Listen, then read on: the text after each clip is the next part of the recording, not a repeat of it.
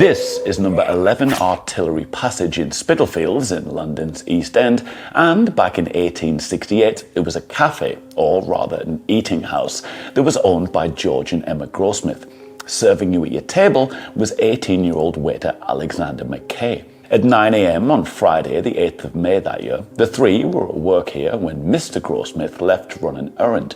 But around 10 minutes later, Mackay and Mrs. Grossmith began to argue in the kitchen, which is in the rear left corner of the ground floor. Suddenly, Mackay knocked her to the ground, kicked and stamped on her repeatedly, and then began beating her violently with a rolling pin and an iron poker, breaking a number of bones, smashing her skull, and badly disfiguring her face. Outside, a Mrs. Sanford had merely been passing by when she heard the noise. Mrs. Grossmith was calling Mackay by name, she would remember, and appealing to him for mercy. She ran through the building for the kitchen to help, but on looking through the glass panels in the door could see Mackay standing inside. His face was covered with blood, it was reported, and on seeing her standing there, he opened the door to greet her.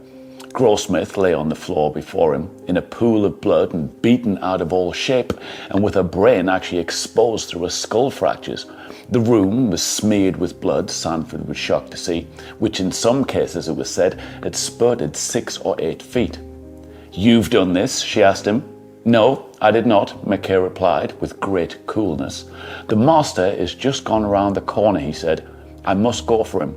With that, he walked back through the restaurant and fled out through the front door. Grossmith was rushed to the London hospital on Whitechapel Road, but died 3 days later, and Mackay, having been arrested for a trivial, unrelated shoplifting offence in Kent, was collected from Maidstone Jail after a brief manhunt.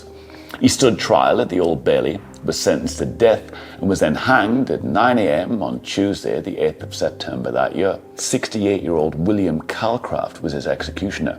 I'll see you back here next week for another Morbid Monday.